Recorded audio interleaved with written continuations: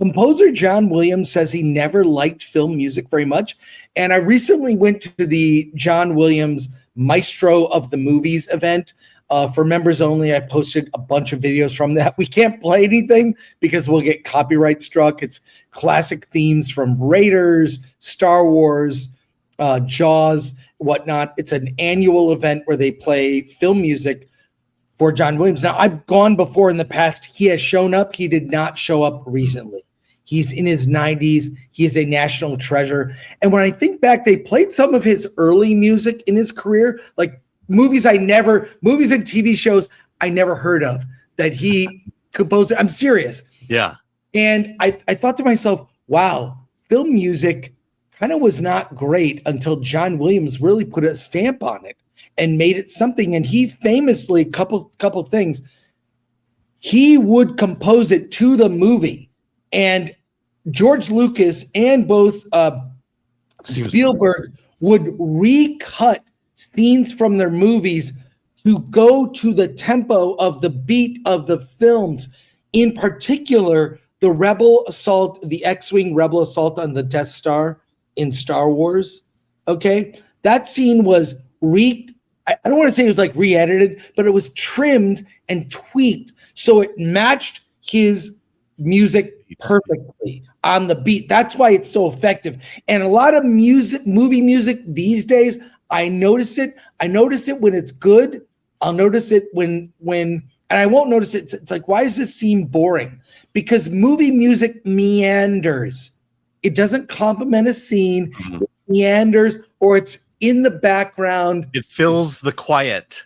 But it doesn't do anything. John Williams, as a composer, his music was the emotion of the scene. It played the beats of the action, Raiders, Jaws, Star Wars. But he says he never liked film music very much. Yeah. I have the story. Alan, you have the notes. Yeah. This is from The Guardian. Go for it. Okay. So this is from actually the upcoming biography of John Williams, A Composer's Life. He says, I never liked film music very much. Film music, however good it can be, it usually isn't. Other than maybe an 8-minute stretch here and there, we're remembering it in some kind of nostalgic way. He dismissed the idea that movie scores belong in the same category as classical canon, calling it much of it ephemeral and fragmentary, adding, until someone reconstructs it, it isn't anything that we can even consider a concert piece. Grieving described, the author of the book describes Williams' view as shocking, noting that the composer referred to his film work, including some of the cinema's most beloved scores, as just a job. Yet Grieving argues Williams elevated film music to an art form. He perfected the art of film scoring. He took it to the greatest heights. Williams himself reflected on his career, saying, if I had to do it all over again, I would have made a cleaner job of it. The film was a job to do and an opportunity to accept. Despite self-criticism, Williams' impact is undeniable. He maintains a deep appreciation for his collaborators, such as Spielberg, calling their decades-long partnership very special, and continues to celebrate his work through projects like John Williams Reimagined, a new London concert featuring reinterpreted versions of his iconic scores. Well, look, with Jaws now being in theaters, we'll talk about Jaws later in the show. With Jaws back in theaters for its 50th anniversary, John Williams is on a lot of people's minds. Obviously, he's a big part of the success of that movie and seeing it on the big screen. I mean, I've seen it on the big screen. I saw it at the Hollywood Bowl with the LA Philharmonic recently. It's iconic. It's iconic. So I'm so happy he's being appreciated, but who's going to replace him? I don't know. There are still good. Michael Giacchino. I like him for the Batman. There's good film composers out there. No one quite as iconic or prolific as John.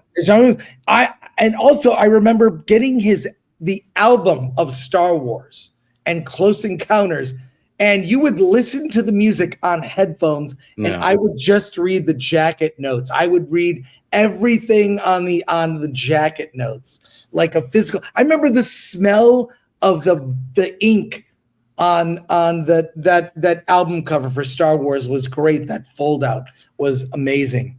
So Yeah, I think look, the greatest thing that Kathleen Kennedy has put out on Disney Plus is the John Williams documentary. I would highly recommend watching that. It just really goes in depth into all this. You know, he was originally known as Johnny Williams when he was doing television scores, but when he first worked with Spielberg, his agent said, "No, you are now John Williams." And that's kind of that partnership there. But the thing is that, you know, look, no shade on Hans Zimmer and Michael Giacchino, but John Williams is the GOAT, and he's done the most work, the most prolific work, and he does the most memorable work. In Star Wars, every character has a theme, and every time you see that character, that theme would play, and the nostalgia just whelms. And I think the Star Wars soundtrack is exceptional amongst most. The other thing is, you know, John Williams doesn't like movie. I get it, because the guy is a concert composer. He's a concert. He all his, with the exception of what was that Leo DiCaprio, Catch Me If You Can. Mm-hmm. With the exception of Catch Me If You Can, most John Williams' work is orchestral, a live orchestra with real instruments. You know, Catch Me If You Can was his attempt to say, I want to do a jazz piece, and that was Catch Me If You Can. The man is a student of music, and he takes that everything he's learned about music and puts it in movies, and therefore the GOAT. He is the greatest of all time. Well, you had to ruin it by mentioning Kathleen Kennedy, but everything else you said, I love. Look, her and Frank Marshall are producing great documentaries for Disney Plus. That's their legacy for me right now.